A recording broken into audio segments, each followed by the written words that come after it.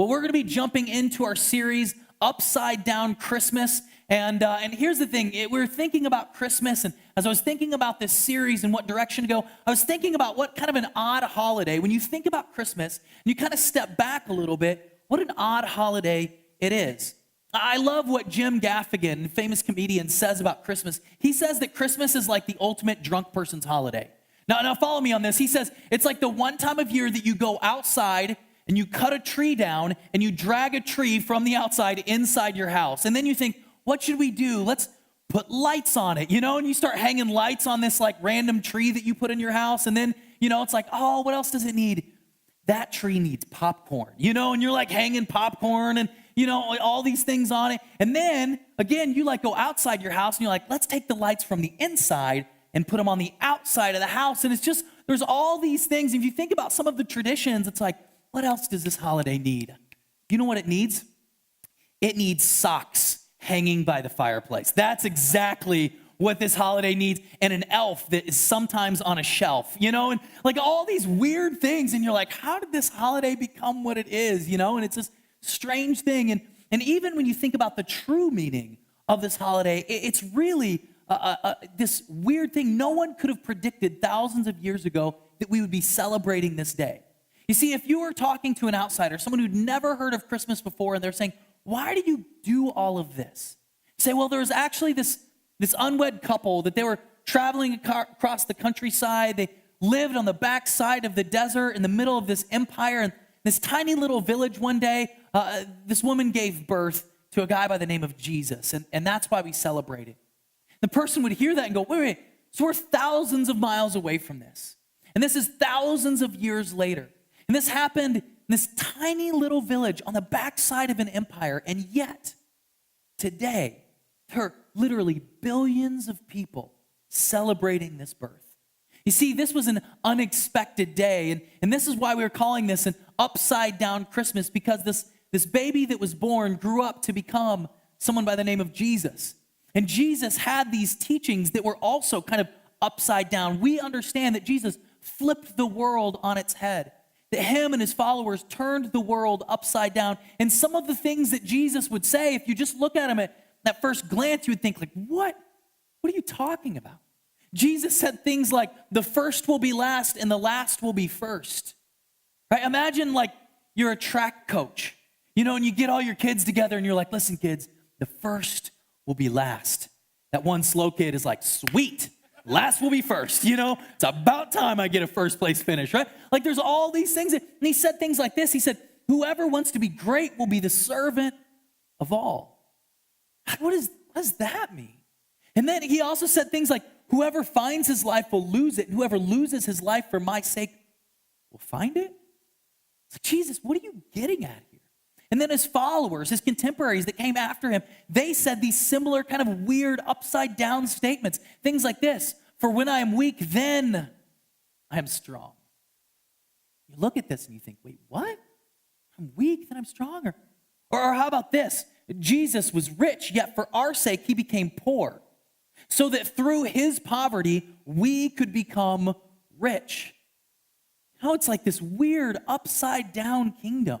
You're wondering, what is happening? What is going on? And there's one more thing that I want to focus on that maybe you've heard this time of year. This is a saying that you might hear around Christmas time. It's something that Jesus said, and his followers quoted him. And he said, we remember when Jesus said this, he said that it is more blessed to give than receive. In another translation, another version, it's put this way. It says, you're far happier giving than getting. We've heard this at the Christmas season, right? It's more blessed to give than receive. And there are times that we know this to be true, right? When we're getting gifts for our children, where we're getting gifts for loved ones. And then our kids like come and they've got the present for us and they're so excited and you open it. And dads, it's like another tie. You're like, oh, awesome, a Santa Claus tie, and you're like, it is so much more blessed to give than receive, right? Or like that sister-in-law gives you another fruitcake and you're like, yum, and you tell yourself, yep, I am far happier giving than getting this, right? But here's the thing. I want you to think about this honestly. Is it always better to give than receive? I mean, come on, are we always far happier giving than we are getting? So I don't know about you. Maybe you've seen these car commercials around this time of year, where there's like a car in a driveway with a bow on it. Really, right here, is this person happier giving than getting a new car? I'd like to try that out. I volunteer as tribute. If one of you wants to give me a car, I'll tell you if I'm far happier giving than getting. I got a feeling, Kel, if you want to get me a car this year, we can test this out. We can find out, right? Like, if any of you want to get me a car, I will give you my address. You can show up anytime. I'll give you the bow, right? And here's the thing. Like, sometimes we ask ourselves, I mean, really? Because there's some gifts that I wouldn't mind getting, right?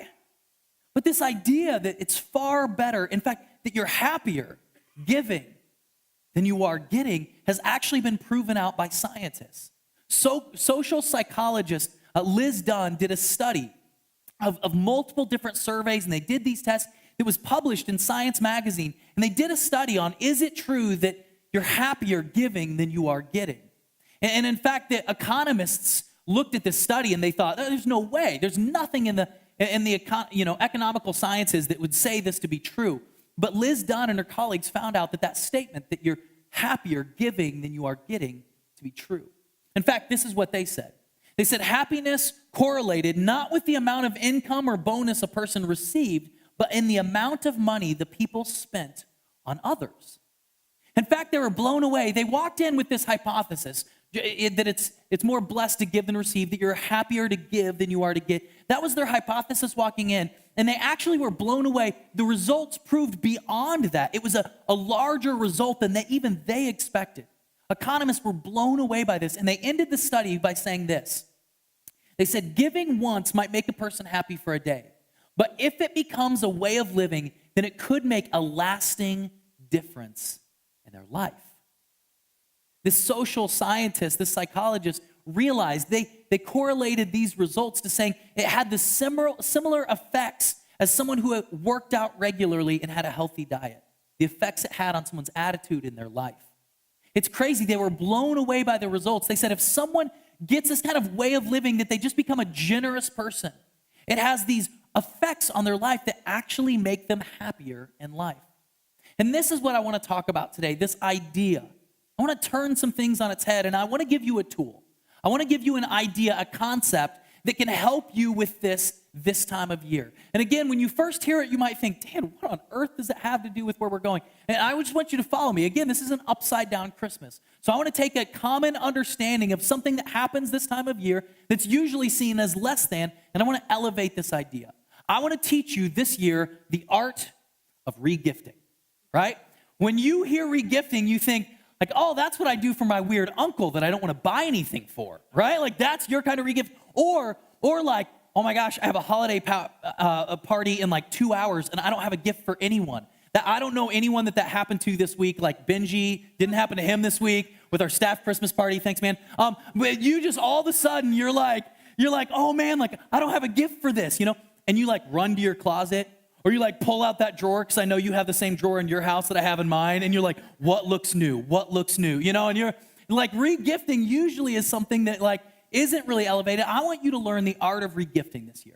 Now, here's the thing. As I studied this, as I looked into this a little bit this year, I actually came across this helpful guide that gave you 3 things that you can totally regift and 3 things you totally can't regift. So I just want to be practical and help you out. So if you don't have a gift yet, and you just want to regift it, you want to save money on the budget, I'm going to help you out and give you 3 things you can totally regift. Number 1, candles. Now, FYI, unused candles, right? Like, nothing screams tacky other than like giving away a used candle, right? It's like melted down halfway. You're like, dude, it smells super good though. Like, I was just testing it out for you. I was warming it up. I don't know what you'd say. But an unused candle, here's the beauty of giving away an unused candle, because the person that gave it to you, what you run into when you're regifting is someone going, hey, what about that gift I got you? And you're going, like you don't want to say you regifted. But a candle, when a candle's done, it's all used up, you throw it out. So when someone says like, oh, how was that candle? You go, it was awesome. It was so great. It served its job well. You say whatever. They don't need to know that you gave it away, right? Another thing you can regift is wine and spirits, right? This stuff's supposed to get better with age, right? So now again, another helpful tip, unused, unopened, right? Again, nothing says tacky and nothing says alcoholic like giving away a half-drank bottle of wine, right? So like make sure it's unopened, undrank, and then you can just totally re-gift that, because when you're done, it gets thrown away. So again, you're safe on wine and spirits. Number 3, you can totally re-gift gift cards, right? Like this is so easy because most of the time when you use a gift card, you scan it, you enter the money in, you pay for it, and you just throw it away. Again, don't re-gift a gift card that you've already used, right? Like there's like 33 cents, maybe $1.33 on this, like good luck. I actually heard a story this week about a guy, there was another guy that they just never got along. They were always butting heads, they were always arguing. It was a coworker, and his coworker gave him a gift card for like $50 to this really nice restaurant. And the guy thought, man, that's so cool. And maybe this is this guy's way of like saying, hey, at the holidays, let's put bygones behind us. He takes his girlfriend out for a dinner, and he goes to pay with the $50 gift card, and what do you think's happened? It's like $7.30 on it, and he's like, oh, he got me again, like, he's like, I wouldn't have taken her here if I would have known that it was going to cost this much, right? So wherever you're at, these are 3 things you can totally re-gift this year. So if you're thinking of that perfect gift, here's an idea. But I also want to help you out. I want to give you 3 things you totally can't re-gift. Like, I'm sorry, don't even try. Number 1, anything personalized, right? Like, this is just going to backfire. So guys out there, if you bought your ex before she dumped you a necklace that says Jenny on it, and you were so excited to give it to her, you got 2 options. You just keep that and throw it away, or you date another girl named Jenny. That's it. Those are your only 2 options. Don't you dare try to scratch it out and like write Jesse on it, right? Like it won't work. Trust me, you just can't re-gift that one. Number 2, you also opened movies and games, right? So if you're like a gamer and you're like, oh, I love this game, I beat it 3 times, so I'm kind of done with it. It's kind of scratched up and you're like doing that like, like that thing to try to like, just don't. Like that movie that you're like, oh, I watched it, it's kind of lame, I'll just re-gift it. If the store won't take it back, this is a rule of thumb, if they won't take it back, you probably shouldn't re-gift it. So that's number 3. Lastly, dated items. Here's what I mean by dated items. Like, even if it's still in the box, never been opened, has all the best features in the world, like that GPS from like 10 years ago, you probably can't re-gift it, right? Like, just FYI, people don't use those as much anymore. They've got them in their cars or on their phones. The maps are out of date. You're gonna be like driving them like into fields where there should be stores. You just can't re-gift. That's like, like, oh, I got this sweet 8-track player, man. Here you go. You just, even if it's in the box, just can't re-gift it. And here's the thing. We can laugh and we can sit here joke about re-gifting things, and we can tell stories of things that you've tried to re-gift and whether it worked or not. But at the end of the day, what I want to talk about is I want to zoom out with this idea of re-gifting. What we're trying to do with this series, Upside Down Christmas, is we're trying to look at these things through a different lens. And this idea of re-gifting, I want to look at this through a different lens. I want to zoom out to 60,000 feet and talk about this idea of re-gifting. You see, there was this person by the name of James, and James was actually the brother of Jesus, right? And when Jesus was alive, James wasn't buying it.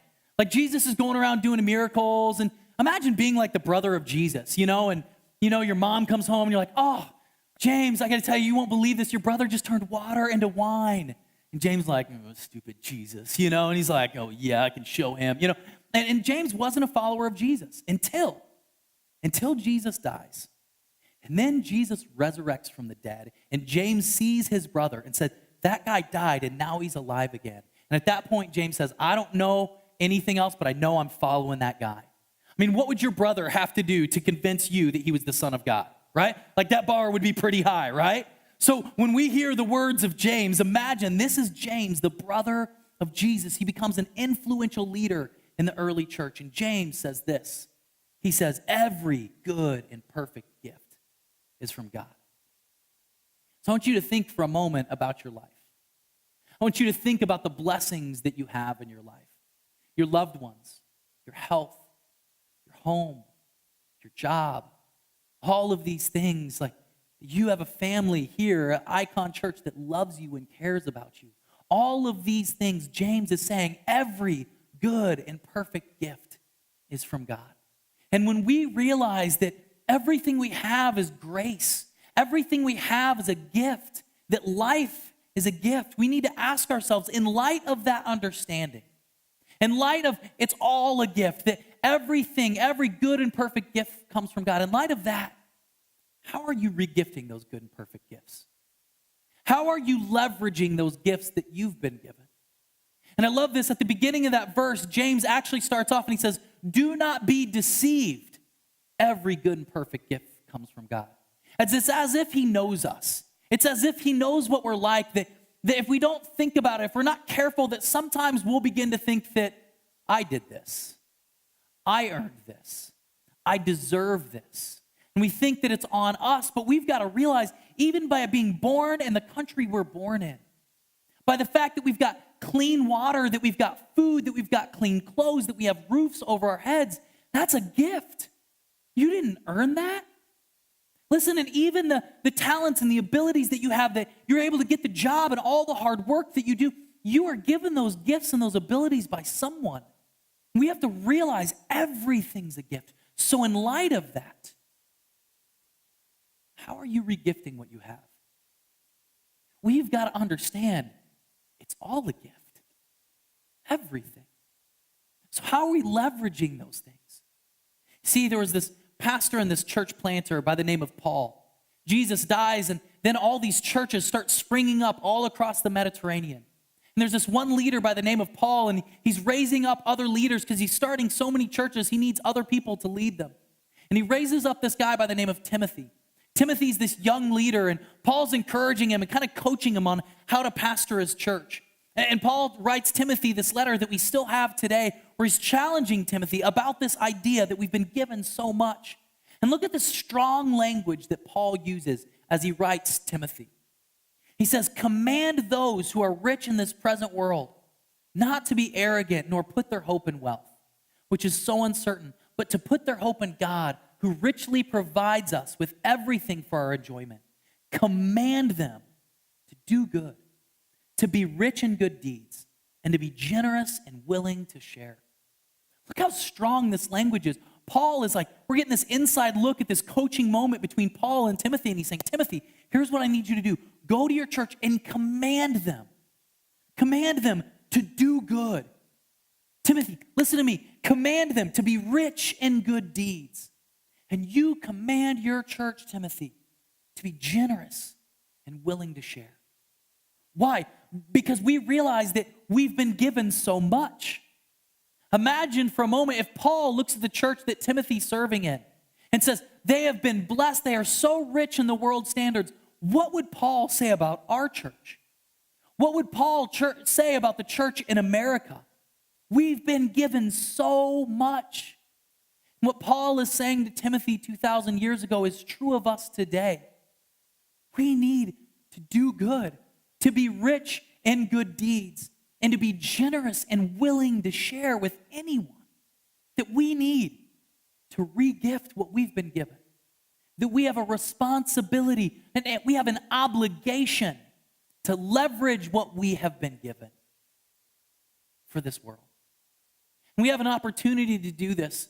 We talked about this last week. It's something we do every year, and that's our annual first gift offering. And this year we decided this is an offering we take up every year. And what we say is we want your first and we want your best gift to be one that you give to God. And not in this weird ethereal sense of like, oh yeah, here you go, God. No, in the real tangible world. This year, every penny of the first gift offering goes right back into our community. Through things like, through free counseling that we offer our community. Through different events that we do, like Night to Shine, a special needs prom night that we put on for those in our community. There are so many opportunities that we will leverage this for. We made a great start with this last week, but here's the thing. We're asking everyone to be a part. Listen, I'm not going to be as strong as Timothy or as Paul. I'm not going to command you. I'm going to say, if you're a part of this church, if Icon Church is your home church, we need you to get on board with this first gift offering. And we're asking everyone to give one day to change our community. Would you give one day's wage? One day's paid by the gifts that God has given you to earn and to make money. Would you give one of those days worth of money to this first gift offering? And here's the thing. Like I said, it's not some weird ethereal thing. This helps real people. There are people in our church today There may be people in this room right now that are still married because of the free marriage counseling they received here at Icon. There are people in our church that are here because we served the needs of their family, because we leveraged what we had. And every penny you give today helps people like that. So we need you to jump on board. And this idea, you might think like, oh, this is just some, church thing that they're doing now. This has been happening for thousands of years of people, of communities of people leveraging what they have, giving financially to help other people. In fact, that guy Paul I was telling you about, he's writing a letter and he's just visited one church and he's blown away by what he's just seen. The generosity in this church. So he's writing this other church, this church in Corinth, and he says, you're not going to believe this. Listen to what this church has done. I want to read you what he said. He said, and now, brothers and sisters, we want you to know about the grace that God has given the Macedonian churches. He was just in Macedonia and he's thinking, you guys aren't going to believe this. I want you to understand the grace that God has given them. It says, in the midst of very severe trial, their overflowing joy and their extreme poverty welled up in generosity. So what do we know about this Macedonian church? That they don't have a whole lot. That in fact, many of them find themselves in poverty, and yet that in their overwhelming joy welled up in generosity. He goes on and he says this. He says, for I testify that they gave as much as they were able, and even beyond their ability. Entirely on their own, they urgently pleaded with us for the privilege of sharing in this service to the Lord's people. Isn't that crazy? That there was this church, this poor church in Macedonia that went to Paul and they're like, Paul, can we please give you this money? We want to be able to be a part of this. I can't wait to give. The attitude that church had. They were excited. They couldn't wait. They were begging Paul to be a part of this. Paul goes on. And they exceeded our expectations. They gave themselves first of all to the Lord, and then by the will of God also to us. So we urged Titus, just as he had earlier made a beginning, to bring also to completion this act of grace on your part. He's saying we had this expectation. We thought the Macedonian church could do this, but they blew us away. They exceeded those expectations. And then he ends by saying this. But since you excel in everything, so now he's talking to the church in Corinth, the people he's writing the letter to. But since you excel in everything, in faith you excel in speech, you excel in knowledge, and complete earnestness and the love that we've kindled in you. Saying you guys excel in all these things. See that you also excel in this grace of giving. I love that he uses that language at the beginning and he ties it together at the end. Let me tell you about this grace that's been given to the Macedonian church. And he says, in that same way, I want you also to excel in this grace of giving. My challenge to you, Icon Church, it's my desire that you would excel in that grace of giving. And here's why, and we can't miss this. Do you know why I want you to excel in this grace of giving? Because it helps people. That there are people in our community that we will be able to serve and meet their needs and take care of them because of this offering. I'll be honest, if this offering is less than, if we don't jump on board, if everyone doesn't do this, it will limit what we can do in our community. The money you give today could help restore marriages. Money you give today will serve the needs of the people in our community. And it's going to help people. And Liz Dunn and her studies and Jesus agree it's going to make you happier. That it's going to bless you. That you're going to be better off giving than receiving this time of year. So I want to challenge you. Would you consider partnering with us in this first gift offering? There's going to be a few different ways that you can participate. In a moment, the host teams, they're going to come down and they're going to pass buckets down the aisle. And if you want to give some cash in the offering, if you want to write a check and drop it in the offering, that'd be great. Also, if you've never given via text, or maybe that's how you give digitally, it's how my wife and I give. To me, it's the easiest way to give. You can just text the word first gift, all one word, to this number. Just text the word first gift to that number with the dollar amount. So it looks like this, just 100 first gift. Whatever the dollar amount is, that first gift to that number. And if you've given via text before, if you've given digitally, it'll just process right through. That'll be all you have to do. If you've never given that way, it'll prompt you with just a couple of steps. You complete those steps. It's really simple, really easy. I want to challenge you. Would you do what Paul talked about? Would you step up? Would you consider maybe just giving one day? That's a gift that you've been given. We've been given the gift of health and the gift of life, and every single day we have on this earth is a gift. Would you leverage just one of those gifts? Would you re-gift that to someone in our community? And give that back to see life change happen in this world. And here's what I believe is going to happen. I believe it's going to help those people. And I believe that you'll be happier, that you'll be better off if you can excel in this grace of giving, like Paul talks about. So in a moment, the host teams are going to come down, buckets will pass by, and then we're going to sing just 2 more songs today.